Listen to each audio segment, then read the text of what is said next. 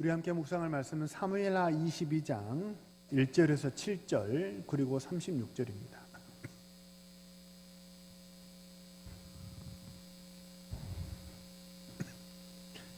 사무엘하 22장 1절에서 7절 그리고 36절의 말씀입니다. 우리 찾으셨으면 우리 함께 읽겠습니다. 사무엘하 22장 1절입니다.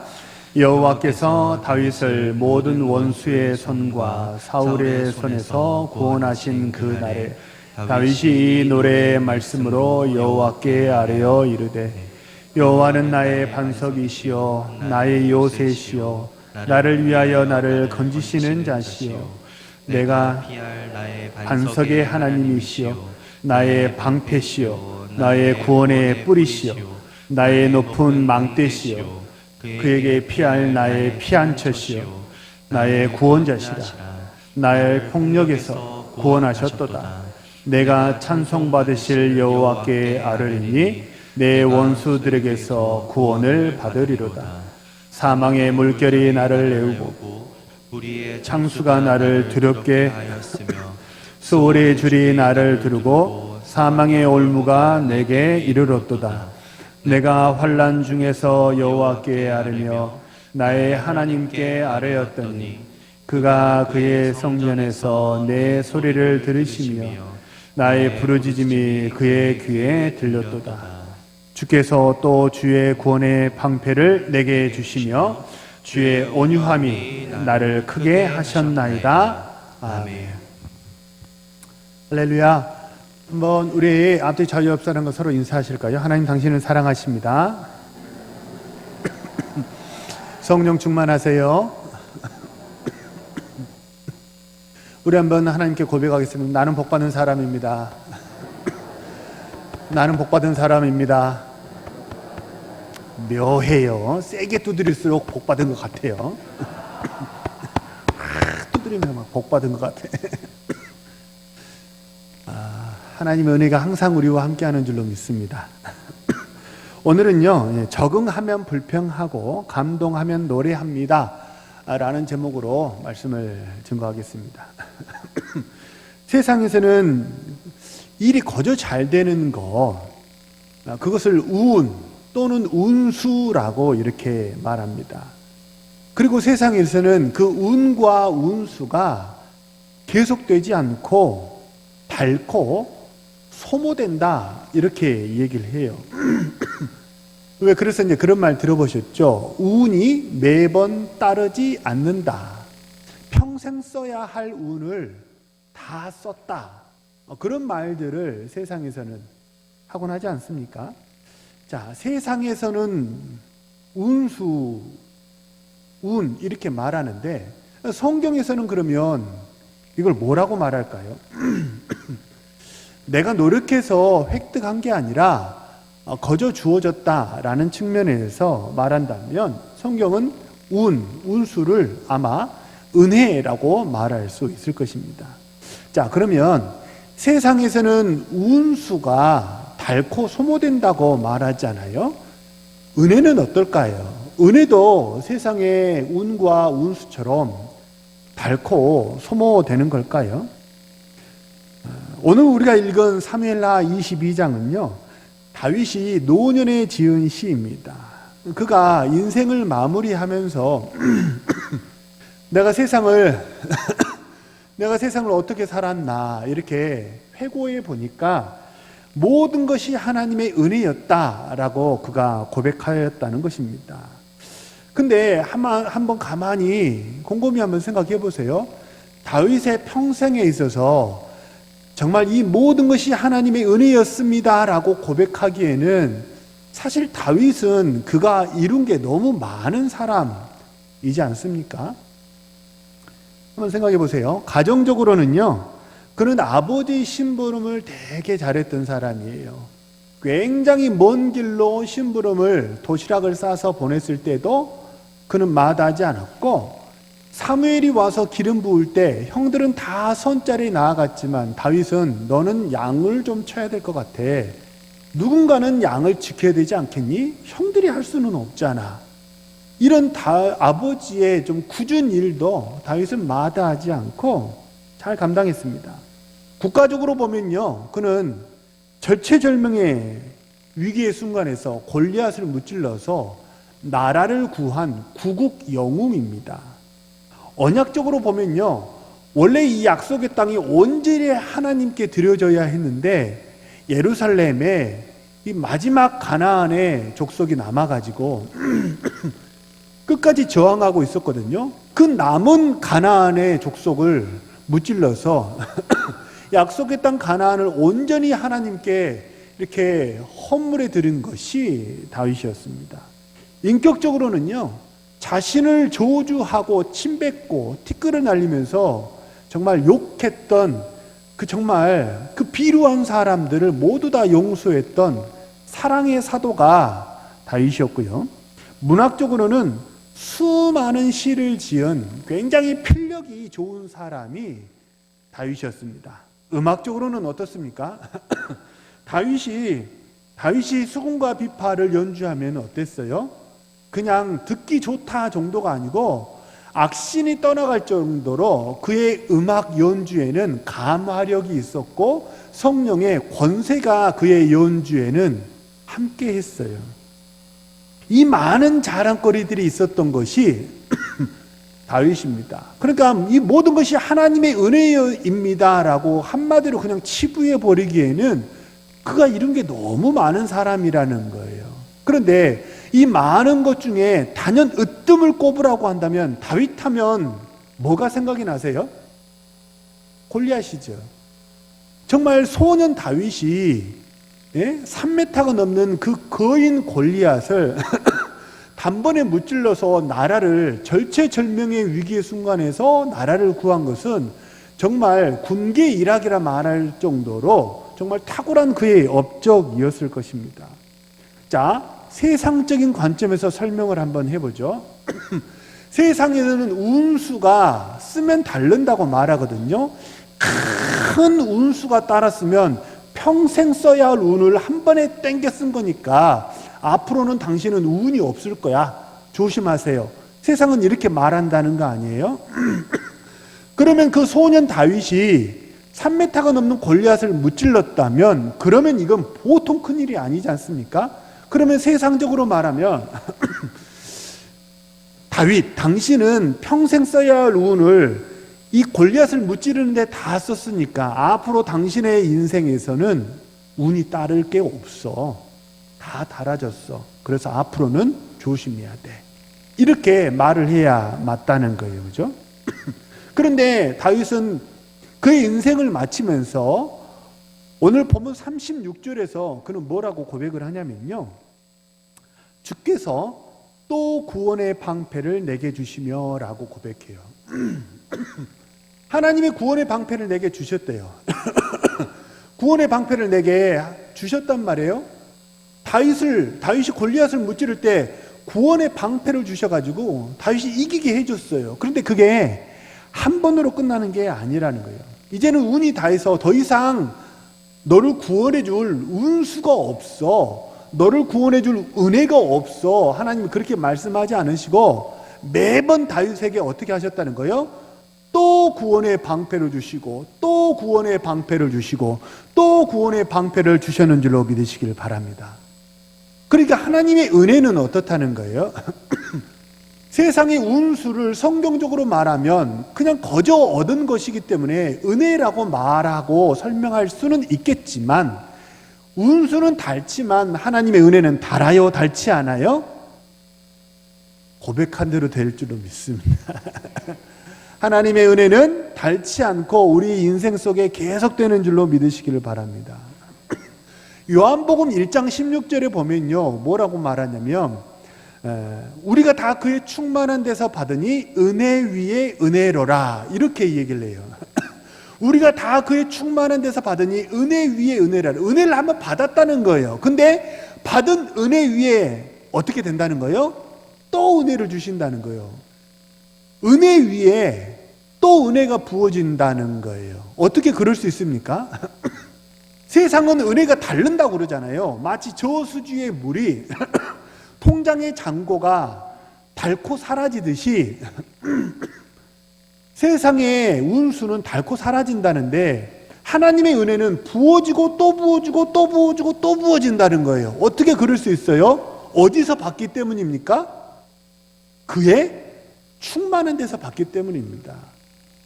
하나님의 충만하심은 한번 베풀고 한번 받았다고 해서 그 바닥을 드러내고 소모되는 것이 하나님의 은혜가 아닌 줄로 믿으시길 바랍니다.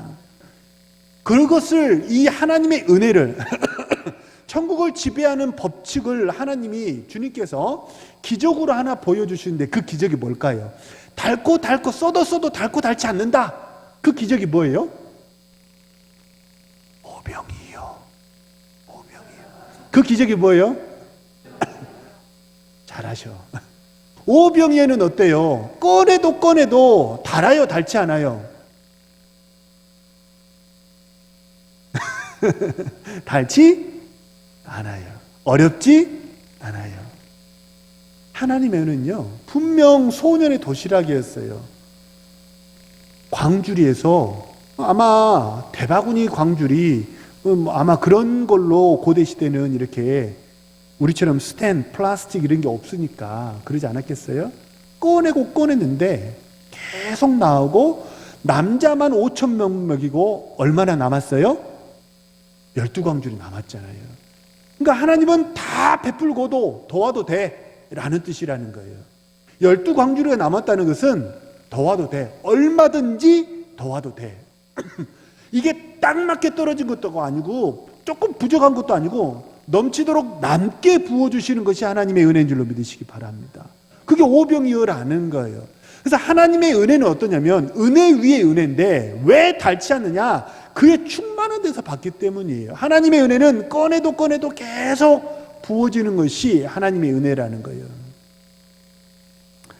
아니, 목사님, 다윗은요 좀 특별한 사람 아니에요? 기름 부음 받은 사람 아니에요?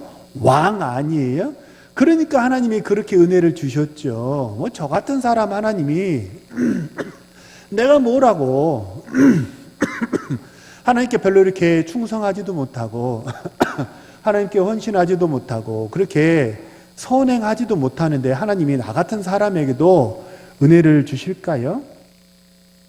성경에 보면요 분명 다윗은 특별한 사람이었던 게 분명합니다. 근데 특별했던 사람 다윗에게만 하나님의 은혜를 주신 게 아니고요, 그저 평범했던 여인도 하나님의 은혜를 받았습니다. 누구예요? 한나입니다. 사무엘상 1장에 보면요, 당시 한나는요 자녀를 낳는 게 거의 불가능한 상태였습니다. 자녀를 낳는 게 불가능했어요. 그래서 그 아이를 낳지 못한다는 것 때문에 아주 크게 스트레스를 받았어요. 고통이 말도 못했어요. 그래서 눈 감고 하나님께 기도할 때마다 그냥 눈물이 주르륵 흐를 정도로 그의 마음속에는 뭐가 가득했어요? 고통이 가득했던 게 한나였습니다. 근데 한나가 뭐 했어요? 여호와께 아뢰고 또 아뢰었어요. 아뢰고 또 아뢰었다는 게 중요해요. 한 번 아뢰고 끝나는 게 아니고 아뢰고 또 아뢰었어요. 그리고 아뢰을 때 어떻게 했어요? 수박 껍질만 하고 들어가는 게 아니고 그 깊은 곳으로, 은혜의 깊은 버지를 오랫동안 하나님께 기도했다는 거예요. 기도를 오래 해야 됩니다. 적어도 글쎄요, 이거는 뭐 성경에 나온 얘기는 아니지만 한 번 기도할 때 20분 이상은 무조건 하셔야 됩니다.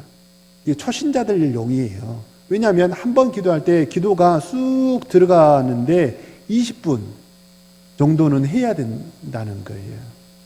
설문을 해보니까 그렇더라는 거예요. 성도님들에게. 제가 담당하는 교구에 예전 교회에서 300명이었는데 제가 담당하는 교구가 설문을 해봤어요. 어느 정도 기도하셔야 이렇게 기도줄이 잡히고 딱 몰입이 되시고 이렇게 그렇게 되십니까? 5분, 10분, 15분, 20분, 25분, 30분 체크해 보세요.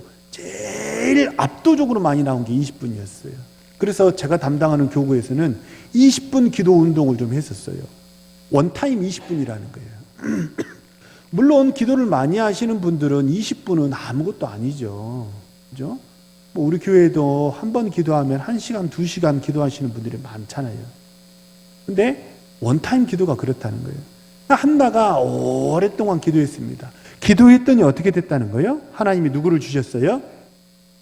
누구를 주셨어요? 사무엘을 주셨어요. 근데 그 사무엘이 훗날 사사 겸 선지자가 되었고 나라의 큰 지도자가 되었죠. 그렇다면 어떻게 돼야 됩니까? 이것도 세상의 관점으로, 세상의 운과 운수의 관점에서 설명을 해보면 한나가 아기를 못 낳던 상황이었는데 아기를 낳았어요. 근데 그 아기가 나라의 큰 지도자가 되었어요. 그러면 한나가 받은 은혜가 큰 은혜예요? 작은 은혜예요? 큰 은혜죠. 그러면 평생 써야 할 운수를 다 끌어다 쓴 거 아닙니까? 그렇게 설명해야 맞다는 거 아니에요? 그죠? 그런 일들은 종종 일어나시는가 봐.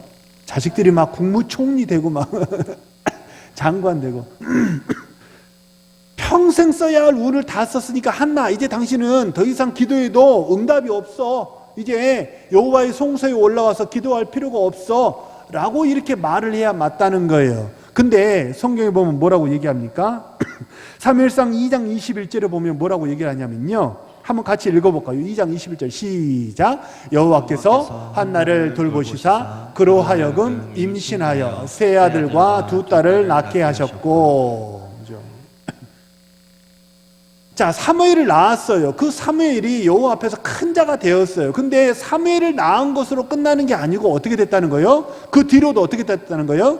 세 아들과 두 딸을 더 낳았다는 거예요. 하나님의 은혜는 한 번 주시고 땡 이게 아니고 계속해서 부어주시는 줄로 믿으시기를 바랍니다. 우리가 믿음으로 주님 앞에 나아가고 하나님께서 나를 도우실 줄로 믿고 하나님께서 나를 쓰실 줄로 믿고 나아가면 하나님의 은혜를 주실 줄로 믿습니다. 제가 지금 드린 이 말씀은 제가 청년 때 대천덕 신부님이 하셨던 기도였어요. 뭐 대천덕 신부님 우리 개신교 사람은 아니지만 제가 청년 때는 우리 한국에 큰 영향을 끼쳤던 분인데, 이분이 늘 청년들에게 메시징을 하면서 뭐라고 그러냐면 하나님께서 쓰실 줄로 믿고 하나님께서 복 주실 줄로 믿고 하나님께서 은혜 주실 줄로 믿고 그냥 가라고 늘 이제 그렇게 얘기해요. 근데 제가 20년 30년 전에 들었던 그 말이 저는 여기에 꼭 박혀 있어요. 하나님께서 쓰실 줄로 믿고 하나님께서 은혜 주실 줄로 믿고 은혜의 보좌 앞에 나아가시기 바랍니다. 그러면 어떻게 된다는 거예요? 한 번 딱 받고 끝나는 게 아니고 하나님께 나아갈 때마다 사무엘을 낳은 뒤에도 계속해서 하나님께서 은혜를 주신다는 거예요. 출애굽했던 이스라엘 백성들도 역시 마찬가지입니다. 이들은 하나님께 정말 하나님 배가 고파요.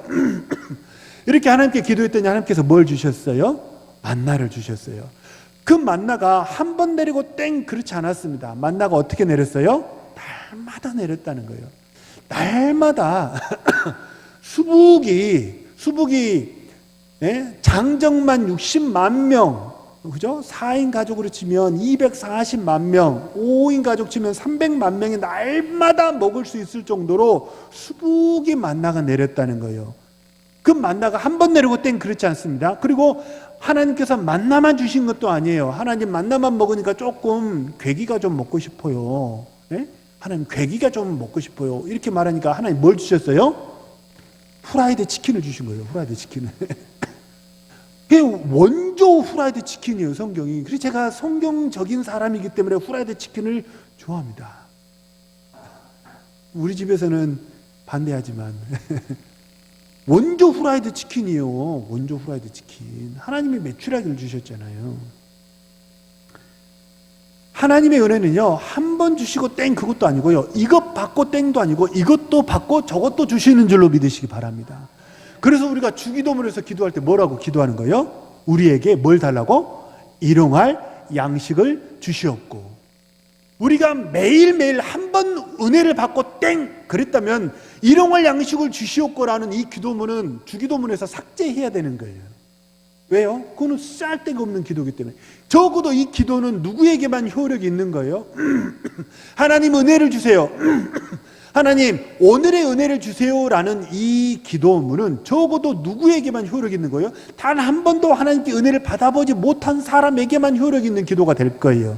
그런데 그렇지 않아요. 전 세계 하나님을 믿는 모든 그리스도인들은 일용할 양식을 주시옵고라고 날마다 기도합니다. 그리고 우리는 날마다 하나님께서 부어주시는 일용할 양식, 일용할 권세, 일용할 힘, 일용할 지혜, 일용할 보호하심, 이 모든 하나님의 은혜가 우리 삶 가운데 부어지는 줄로 믿습니다. 왜요? 왜 그러는 거예요? 하나님의 은혜는 달아요, 닳지 않아요? 닳지 않기 때문이에요. 우리 신실한 예배하는 우리 사랑하는 모든 동원의 성도님들도 하나님의 은혜의 보좌 앞에 나아가시기를 소망합니다. 은혜의 보좌 앞에 나아가서 내 마음을 싹 다 하나님 앞에 쏟아놓고 기도하세요. 답답한 일 있잖아요. 고민되는 거 있잖아요. 어떻게 하세요?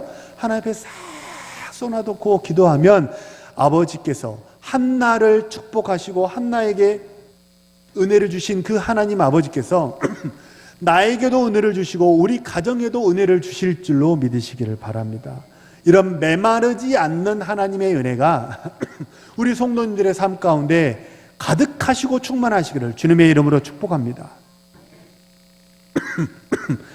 그런데 주의해야 할 점도 있어요. 은혜가 한 번으로 끝나지 않고 계속해서 부어진다. 한번 대답해 보세요. 이거 좋은 거예요? 나쁜 거예요? 제가 기도해 드릴게요. 나쁜 거라고 은혜가 임하지 않기를. 은혜가 계속해서 임해요. 그거 좋은 거죠? 근데요, 기적이 일상이 되었습니다. 날마다 벌어지는 거니까요. 이게 기적은 진짜 평생 한 번 있을까 말까라고 세상을 말한다는 거 아니에요? 근데 우리는 날마다 기적을 경험하면서 살아요. 좋은 일이지요. 일상이 됐으니까요. 근데 은혜가 계속되는 건 감사한데요. 근데 주의해야 될 점이 뭐냐면 일상이 되잖아요. 그러면 우리 감각이 둔해진다는 거예요. 일상이 되면 반드시 이게 은혜가 은혜로 와닿는 게 아니라 당연하게 여겨진다는 거예요. 당연하게 여겨지는 정도가 아니라 심지어 어떻게도 여겨지냐면 하찮게 여겨지기도 한다는 거예요. 기적이. 광야 이스라엘 백성들은 아까도 말씀드린 대로 날마다 기적의 만나가 내렸고 하나님께서 원조 후라이드 치킨을 주셨어요. 그런데 그 날마다 그 기적을 체험하면서 살아가니까 이스라엘 백성들이 뭐라고 말합니까? 민수기 21장 5절에 보면 뭐라고 말하냐면요, 우리 마음이 이 하찮은 음식을 싫어하노라, 이렇게 말을 해요. 우리 마음이 이 하찮은 음식을 싫어하노라. 기적의 상징이었던 만나를 이스라엘 백성들이 뭐라고 말해요? 하찮다라고 말해요. 하찮다. 이 하찮다라는 말을 원어로 보면요, 이 원어가 클로켈입니다. 하찮다가 원어로 보면 클로켈인데요, 이 클로켈이라는 이 원어에서 파생된 부차적인 단어들이 있는데 그 중에서 어떤 뜻이 있냐면요, 대변이란 뜻도 있어요. 배설물이란 뜻이 있어요. 다시 말하면 이스라엘 백성들이 하찮다라고 말하는 이 클로켈은 어떤 뜻이 있는 거예요? 배설물처럼 하찮다라고 말하는, 사도 바울이 내가 가진 모든 것을 배설물처럼 여겼다, 하찮게 여겼다, 그게 뭐냐면 히브리어로 말하면 클로켈인 거예요. 이스라엘 백성들이 그 기적의 만나를 날마다 체험하니까 이게 당연하게 여겨졌고, 그 당연한 게 또 계속되니까 어떻게 여겨진다는 거예요? 배설물처럼 하찮게 여겨졌다는 거예요. 만나의 기적이 처음에는 감격스러웠습니다. 오, 이 맛이 희고 가시 같고 고소하고 이게 무엇이냐? 과자 같기도 하고 빵 같기도 하고, 이야 정말 너무 맛있다. 이스라엘 백성들의 고백이었어요. 처음에는 너무 맛있어, 너무 고소해, 이게 이스라엘 백성들의 고백이었는데 나중에는 뭐라 그래요? 아, 도저히 똥 같아서 못 먹겠어. 이게 이스라엘 백성들의 고백이었다는 거예요.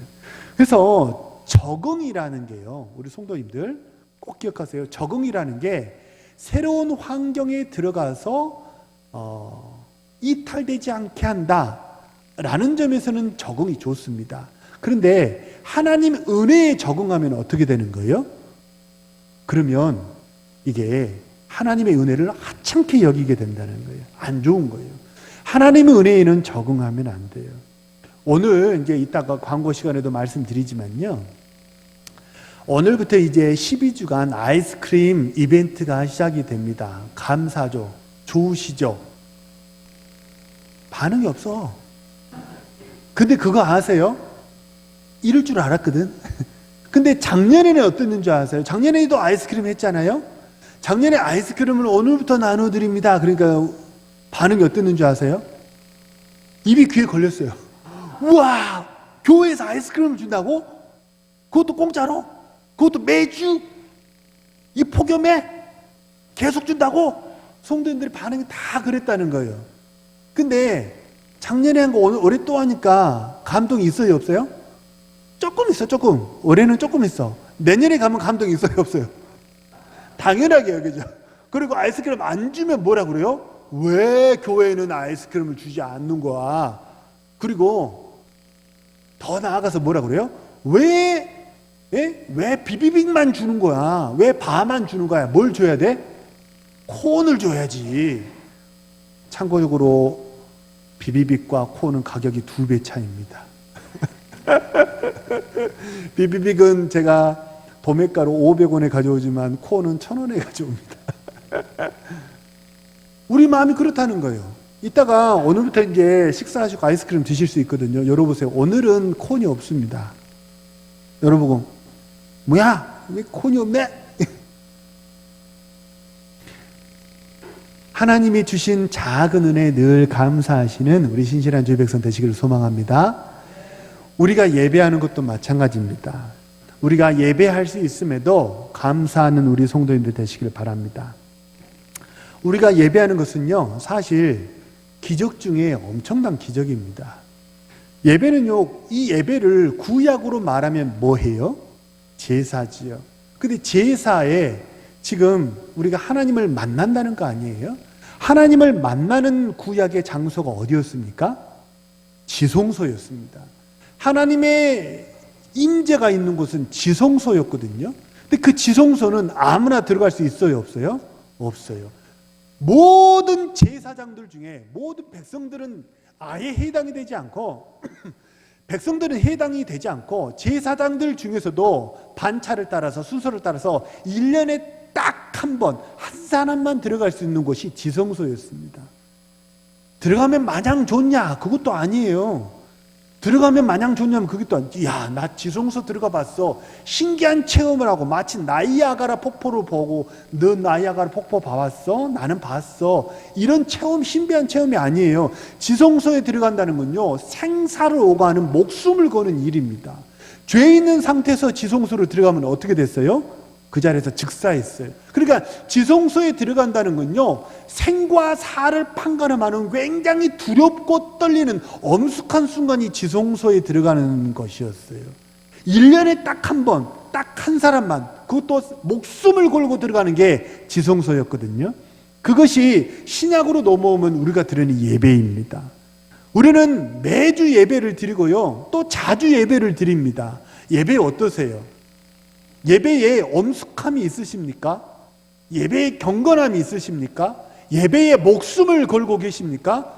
하나님 나를 지금 만나주시지 않으면 나 죽습니다 하고 하나님 바지가랑이 붙잡고 정말 완전히 목숨을 걸고 기도하는 그런 간절함이 혹시 있으십니까?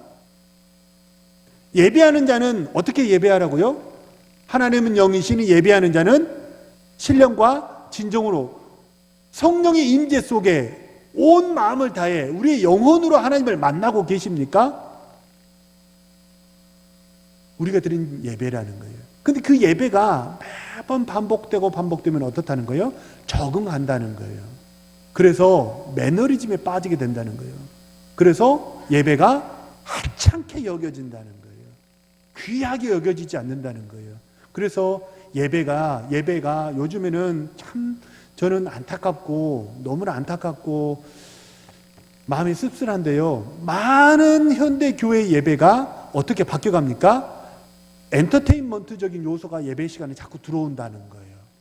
그래서 하나님께 영광, 우리가 헌신해서 하나님께 영광을 돌리는 엄숙한 시간이 아니고 교회에서 뭔가 목사가 뭔가 예배 스태프들이 성도를 기쁘게 해주고 위로해주고 뭔가 웃게 해주는 그런 엔터테인먼트적인 사람 요소가 예배 속에 많이 들어가 있다는 거예요. 그렇게 바뀌어간다는 거예요. 왜요? 그렇게 하지 않으면 교회를 나오지 않으니까. 재미없다고 교회를 안 나오니까. 바라고 소망합니다. 이 시간 우리 사랑하는 우리 도움교 모든 성도님들은 영과 진로를 예배하는 우리 신실한 주의 백성 되시기를 간절히 소망합니다. 예배에 엄숙함이 있고, 예배에 경건함이 있고, 예배에 준비가 있고, 예배에 간절함이 있고, 예배에 두려움이 있는 하나님을 만나는 은혜의 시간이 되시기를 진심으로 소망하고 축복합니다. 오늘 우리가 같이 읽은 본문 사무엘하 22장은 다윗이 노년에 지은 노래인데, 인생을 회고하면서 불렀던 노래인데요, 다윗은 은혜에 적응하지 않았습니다. 다윗은 그의 모든 순간에 하나님의 도우심과 은혜가 있었지만 다윗은 그 은혜에 적응하지 않았어요. 매번 그 은혜에 뭐 했어요? 감동하고 감사했어요. 그래서 뭐 할 수 있었어요? 노래할 수 있었습니다. 다시 한번 1절을 보면요, 1절을 보면 뭐라고 고백하냐면 원수의 손과 사울의 손에서 구원하셨다, 이렇게 다윗은 고백하거든요. 자, 보통 히브리 말로 손이라고 말하면, 히브리 말로 손이 하드입니다. 하드. 아이스크림 얘기가 자꾸 나와요. 하드예요, 하드. 보통 손, 예를 들어 물건을 손으로 잡다라고 말을 하면 히브리어로 뭐를 쓰면 하드라는 단어를 쓴다는 거예요. 그런데 오늘 본문의 1절에 보면 원수의 손과 사울의 손이라고 말할 때 이 손은 하드가 아니에요. 카프라는 단어를 써요. 카프라는 단어는 손이라기보다는 소나기라고 번역을 하는 것이 훨씬 맞아요. 예를 들면 소나기로 숨통을 조이다 라고 말할 때 그 소나기가 뭐예요? 예, 마치 이런 거예요. 이게 지금 손이에요. 손아귀예요. 카프예요. 그래서 오늘 본문의 1절에서 이거를 원문의 직역에서 번역하면 원수의 소나기와 사울의 소나기에서 숨통을 조이는 이들의 소나기에서 하나님 나를 구원하셨다라고 얘기를 한다는 거예요. 하나님은 다윗에게 원수의 소나기에서만 구원하신 게 아니고 사울의 소나기에서도 하나님은 구원하셨는 줄로 믿으시기 바랍니다. 은혜가 부어지고 또 어떻게 했다고요? 또 부어졌다는 거예요. 여기서 말하는 원수의 손은 외부의 적을 말하고요, 사울의 손은요 내부의 적을 말해요. 하나님은 외부의 적도 막아주시고 보호해 주실 뿐만 아니라 내부의 적도, 마음속에 역사하는 흑암의 세력도 하나님은 막아주시고 보호하시고 승리로 이끄시는 줄로 믿으시기를 바랍니다. 근데 안팎으로 적들이 있다는 거예요. 이 모든 것이 되돌아놓고 보니까 하나님이 구원하셔서 내가 승리했다라고 고백하지만 당시에는 밖에서는 외부의 적이, 안에서는 사울이, 이 두 세력이 다 나를 잡아 죽이려고 너무나 내가 힘들었다 다윗이 고백한다는 거예요. 그 힘들었던 다윗의 심정을 뭐라고 고백하냐면 그게 5절과 6절입니다. 힘들었던 다윗의 심정을 한마디로 쉽게 표현하면요, 마치 수영 못하는 사람이 깊은 물에 빠져서 죽을 것 같은 허우적거리는 느낌이었다는 거예요. 수영할 줄 아세요? 3m, 4m 물에도 쉽게 들어가십니까? 구명조끼 없이? 저는 못 들어갑니다. 저는 맥주병이거든요. 근데 만약에 물에 빠지면 꼬르륵꼬르륵하고 물을 한 번, 두 번 먹으면 물에 공포감이 오잖아요. 물이 무섭잖아요. 그 수연자매 나를 그렇게 한심한 눈으로 보면 안 돼. 수연자매는 거의 선수급이거든요.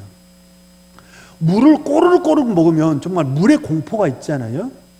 다윗이 그랬다는 거, 물에 빠져 죽을 것 같았다는 거예요.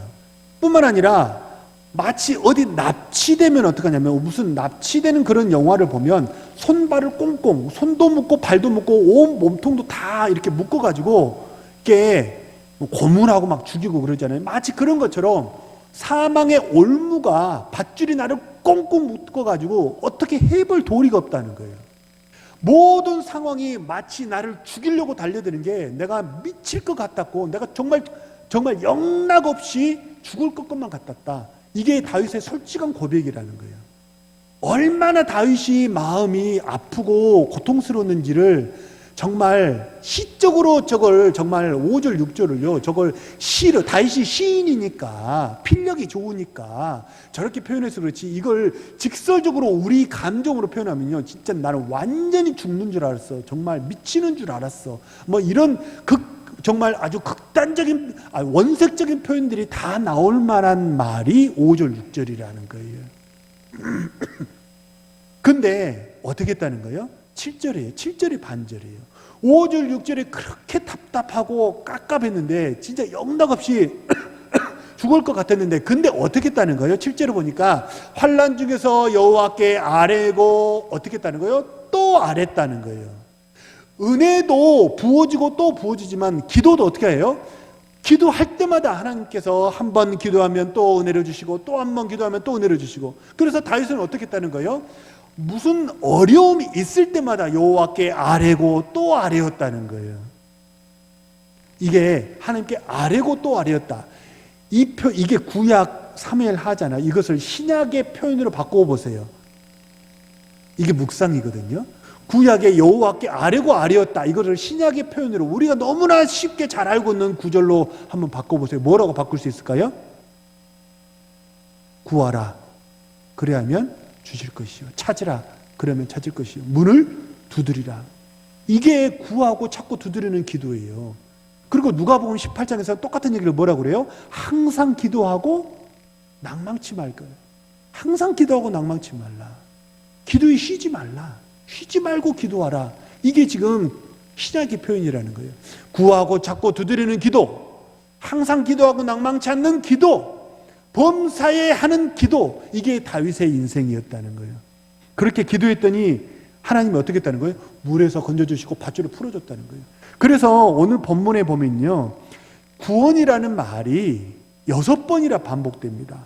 1절에도 구원, 2절에도 구원, 3절에서는 구원이 3번이나 나와요. 구원, 구원, 구원. 4절에도 구원.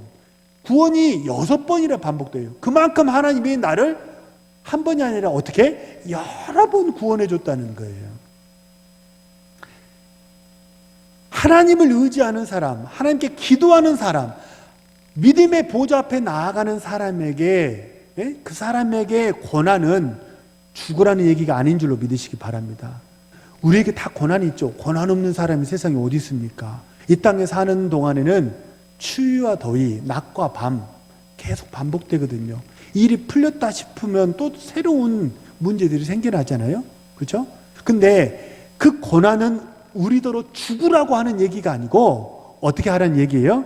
죽으라는 얘기가 아니라 다른 힘을 쓰라는 이야기인 줄로 믿으시길 바랍니다. 다른 힘을 쓰라는 거예요. 네 힘으로는 그 물속에서 나올 수 있다는 거예요? 없다는 거예요? 없다는 거예요. 네 힘으로는 그 밧줄을 풀 수 있다는 거예요? 없다는 거예요? 사막에 불의의 창수가 나고 사막에 올무가 나를 꽁꽁 묶어가지고 내 힘으로는 도저히 수영을 할 수 있는 기술이 없어요. 밧줄을 풀고 나올 수 있는 삼손 같은 그런 괴력이 나에게는 없다는 거예요. 그래서 뭐 하라는 거예요? 다른 힘을 쓰라는 거예요. 내 힘으로 안 되니까 다른 힘을 쓰라는 거예요. 그 힘이 누구예요? 여호와 하나님이에요. 하나님께 나아가서 기도하시기 바랍니다. 그러면 나에게 닥쳐있는 이 고난이 죽을 일이 아니라 하나님의 능력을 체험하는 기회가 될 줄로 믿으시기를 바랍니다. 그리고 한 번 하나님이 구원하신 그 구원의 은혜는요 한 번으로 끝나는 게 아니라 우리가 은혜의 보좌 앞에 나아가서 기도할 때마다 하나님의 이름을 부를 때마다 하나님께서 나에게 은혜를 주시는 줄로 믿으시기를 바랍니다. 우리 사랑하는 모든 성도님들 은혜의 보좌 앞에 나아가시기를 바랍니다. 그래서 하나님의 권세와 능력으로 하나님의 인도하심 속에 고난의 문제가 풀리고 사망의 밧줄이 풀려지는 그런 하나님의 은혜를 체험하는 우리 신실한 주의 백성 되시기를 간절히 소망합니다. 그리고 하나님의 은혜를 체험하셨다면 그러면 노래하는 인생이 되시기를 바랍니다. 적응하지 마세요. 적응하면 불평이 나고요. 항상 감동하셔야 돼요. 오늘 이제 예배 마치고 이제 식사하러 가실 거 아니에요, 그죠? 식사하실 때도 앞에 두런두런 모여서 식사하시면서 한 사람 앞에 한 2번씩은 꼭 하세요. 따라서 한번 해보세요. 와. 따라서 한번 해보세요. 와. 맛있다. 와. 어떻게 만들었대? 꼭 2번씩은 하세요. 그래서 영이 살아있는 사람은 어떤 사람이에요? 감탄하는 사람이에요. 감탄하는 사람이 뭐 하는 거예요? 감사하고 노래하는 거예요. 그래서 정말 인생에 재미없는 사람이 똑같네. 다 하는 거지. 재미가 없어요. 우리 사랑하는 모든 성도님들, 노래하는 인생이 되시기를 주님의 이름으로 축복합니다. 그래서 하나님께 모든 영광을 돌려드리는 우리 신실한 주의 백성 모두 되시기를 주님의 이름으로 축복합니다. 우리 주신 말씀을 놓고 한번 감사하는 마음으로 하나님께 한번 기도하겠습니다.